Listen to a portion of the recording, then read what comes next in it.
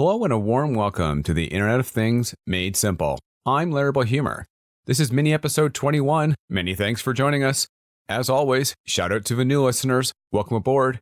We've been growing our listener base at a pretty nice clip as of late. If you happen to be new, you may wish to check out our back catalog, which has over 50 episodes of varying length and on different topics in the world of IoT. And as always, I do two things right about now. Check out our webpage, which is the internetofThingsMadeSimple.com. There is some great IoT-related material there, including links to blog posts, ebook links, and much more. Second, we kindly ask that you both subscribe to this podcast using your favorite podcast service. And if you are listening on an Apple-related service, like Apple Podcasts, where you can leave a review, kindly do so. Good, bad, or even ugly. In this episode, we're going to add on to a previous podcast from a few weeks ago, mini episode 15, where we looked at how IoT is changing the world of transportation. In that podcast, we covered how it's changing things like public transit, delivery, and how it's easing traffic in many cities around the world. As it was both one of our most popular podcasts in terms of downloads, and it had a lot of feedback, mostly good, we decided to list a few more examples. Here are 5 more ways that IoT is changing the world of transportation, also known as planes, trains, and automobiles, one of my favorite movies. This includes how it's helping to push the latest generation of cool toys that you might have dreamed of since you watched The Jetsons as a kid. Finally, if you were a fan of The Jetsons, or you just want to know a little bit more about homes are becoming smarter, you're in luck. July is Smart Home Month on our podcast, where we'll be looking at things like smart lights, digital assistants like Alexa and Siri, and bringing up the question, are you truly more secure using smart home than if you did not? And on to the first example. In the past, both in blogs and in podcasts, I have commented about how without IoT, there would be no Uber. There would also be much less functional versions of pages like Yelp as well, but let's just stick to Uber for now.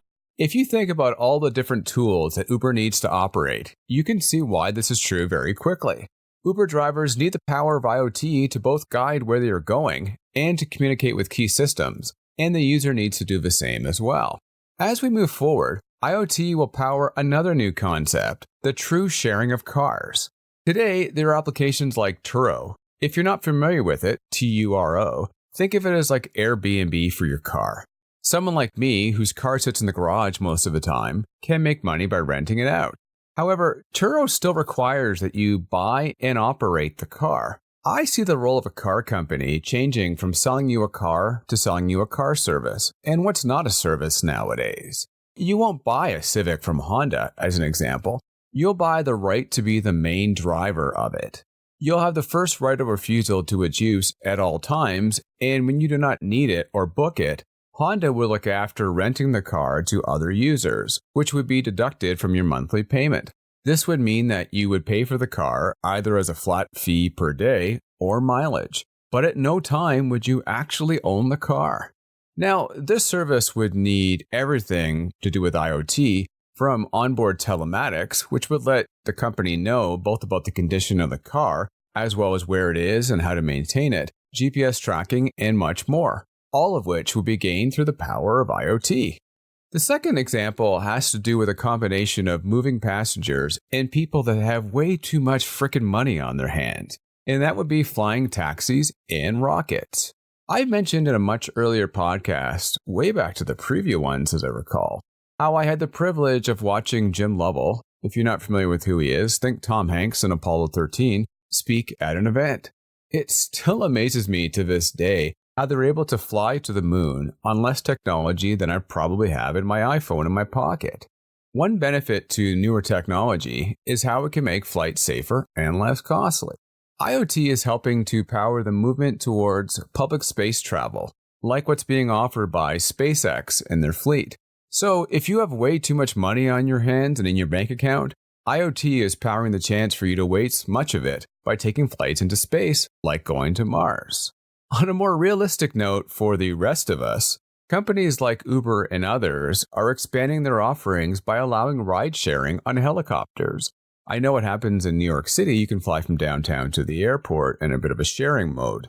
The data that is gathered from these flights will enable the next generation of taxis ones that might not be restricted by gridlock.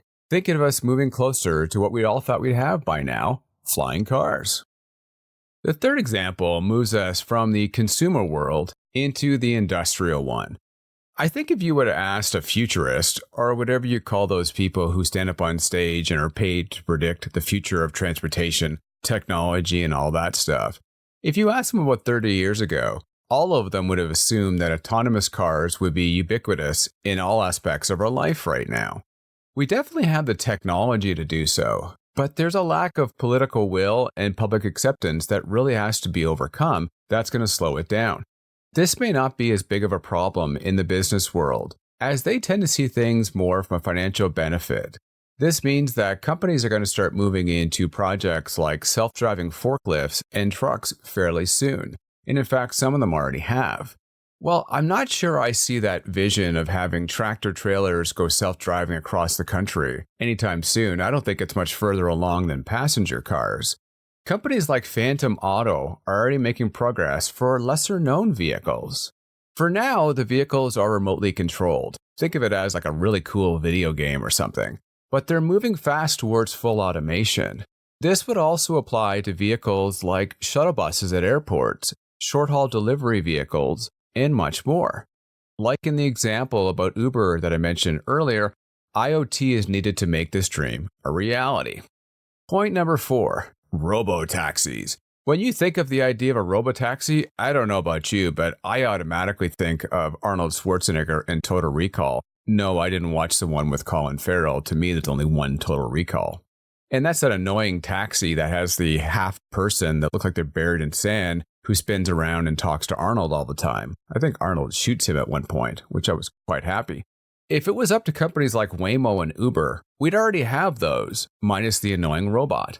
There was a great article, I think it was in Bloomberg over the weekend, that goes into detail about how Uber's business model, at least over the long term, when they can't get money after a while of not making profit, depends on the move towards replacing the driver. Simply put, the driver is the largest cost to their business model. Moving towards autonomous vehicles is not an option 10, 20, or 30 years from now. They pretty much are required to do so to stay in business. What's going to be interesting, though, is to see how this IoT-powered solution affects other parts of transportation. If the cost of an Uber or ride-sharing service declines that much, will it make it feasible for people to not use public transit who pretty much are required to now? And that brings up another question. Doesn't that just make traffic worse? If you eventually have an entire society of interconnected cars, I think that would speed up traffic. Just watch iRobot. The cars just zip around. I know it's a movie, but I think that would work. I just think they'd be able to sync their movements with like Swiss watch-like precision. It would also reduce casualties and improve transportation options for those who have disabilities or the elderly. However, in between, until we get there, the move towards automation first won't be that quick. So how are these extra self-driving cars going to work with human drivers? I just think it's going to make traffic a heck of a lot worse before it ever gets better. For the final point, I might have taken a bit of liberty here because it's probably more to do with logistics than it has to do with transportation. And that's how it unloads vehicles and stocks shelves. I've stated on a few occasions how I use online shopping at a disproportionate rate compared to the average person. The convenience of not having to go to a store is just so appealing to me. However, the growth in online shopping has created a growth in another area, picking and packing. Try saying that really fast. Somebody has to move all those things off the truck onto the shelves, whether it's by hand or more likely by forklift, and then load it up for delivery. We spoke a bit earlier about how self-driving forklifts are on the way. On a similar note, so is the packing of orders via robots. Now, that's not totally new. Amazon has had some of that capability in their facilities for a while, but companies like Honeywell are bringing it out more impressively to smaller companies each day to speed this up. In addition to extra speed, it also helps to make things safer. Lifting boxes all day often results in injuries to key employees, which has a cost and a productivity hit to an organization. Robots don't tend to strain their back when lifting products. They also don't tend to do things like falling off shelving units. Once the items get to the store, Many solutions are now allowing retailers to use automation to speed up the act of keeping all the merchandise on display. This increases sales and customer service. On a final note for this podcast, one important question came up when I was speaking to someone about self-driving cars. How are we going to insure them? It brings up a good point. Today, your insurance rates can vary based on different variables that would determine your likelihood of being in an accident. Your car type, your age, your driving record, where you live, how much you drive. How do you determine these rates if it's based on the car, if the car is doing the driving? Do cars themselves get similar ratings? As well, does a car that offers part-time self-driving capabilities fall under the category of self-driving car or not? I've heard stories about how Teslas are often way more expensive to insure for some insurance companies. I'm not sure the answer to these things, but it will be an issue that the insurance companies will have to grapple with over the next few decades. We're going to cover this issue, along with a few others, when we talk about how IoT is changing the world of insurance next week in mini episode 22. As always, I hope you enjoyed this episode. I'd love to hear what you think on these and other IoT-related matters. The best place to start is our Facebook page, The Internet of Things Made Simple, where we have some great links to material on there. If I'm personally connected to you on LinkedIn, drop me a note that way. And if we're connected not via LinkedIn, via old-fashioned ways like text and email, drop me a note that way. Thanks again. I'm Larry Bohumor. Talk soon.